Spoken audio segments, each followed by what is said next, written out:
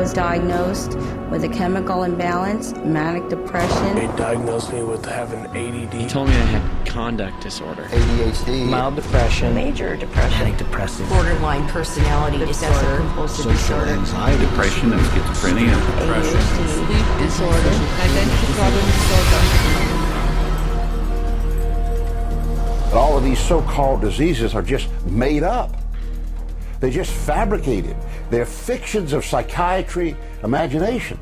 What would psychiatrists do without their labels? They couldn't pretend to be real doctors anymore, you know? Neither could psychologists, you know? Diagnosing, what a godlike thing to do.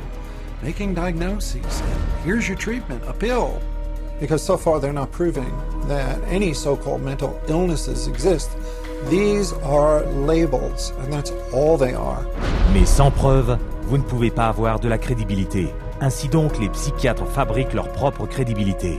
It's based on a grab bag of checklists for disorders that are published in a book called the DSM, which is the Diagnostic and Statistical Manual. There are no statistics in this book, by the way. That just makes it sound more scientific. They create this cluster of disease, and they get together and they vote. Is this a disease? All in favor say aye. The American Psychiatric Association is the publisher and owner and wealthy owner of DSM. They've made a great deal of money on DSM. Depuis la première édition du manuel diagnostique et statistique, DSM, le nombre de troubles mentaux votés et ajoutés à ce manuel psychiatrique est monté à 374. Et chaque fois que les psychiatres inventent un nouveau trouble mental, ils trouvent un autre moyen de tromper le public. If you have 27 ways to bill in the DSM, that's 27 ways to bill. If you have 300, that's 300 ways to bill. So you can pretty much find anyone walking on the street that could fit into a DSM somehow. When you build an insurance company, you can't say the word. You've got to say a number.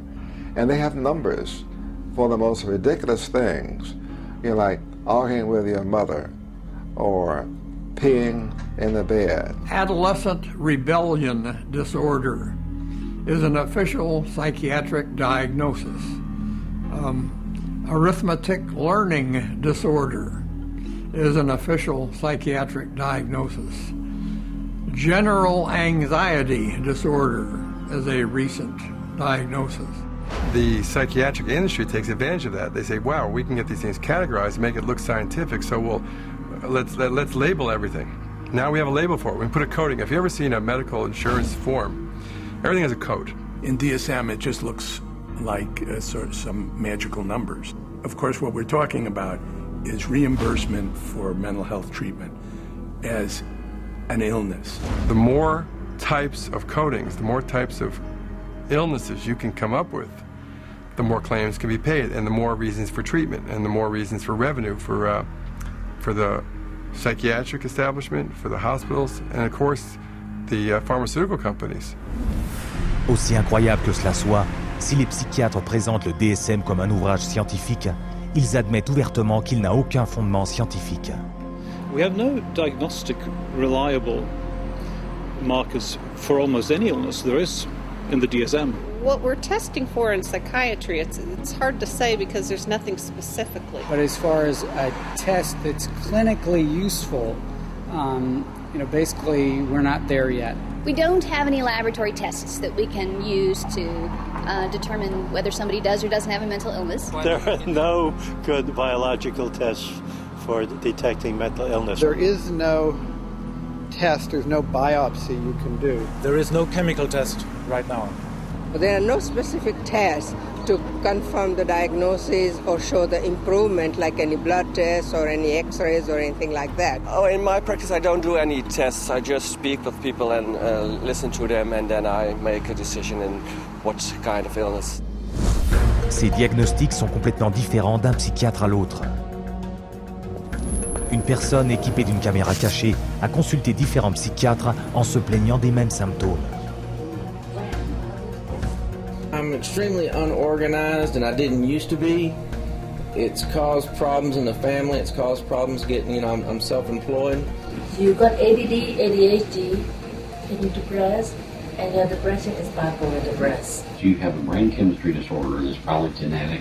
You have a lot of the symptoms of depression. So it seems like it is a mixed picture. What that means is like we got some depressive symptoms and some, high symptoms. If you're bipolar, I'll need to give you a mood stabilizer.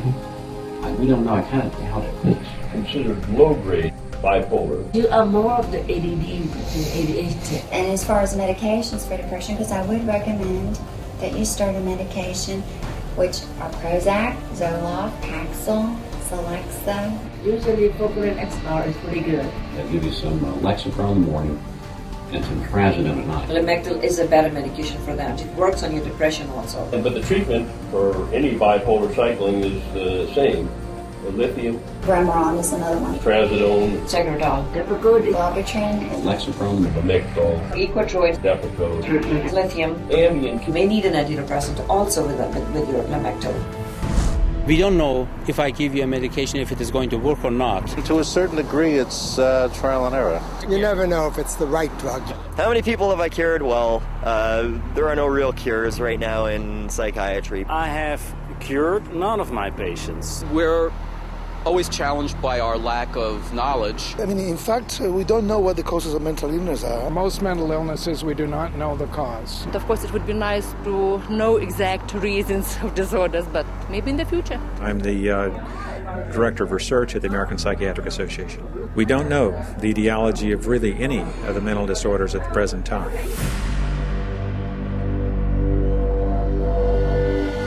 DSM-5 is coming out.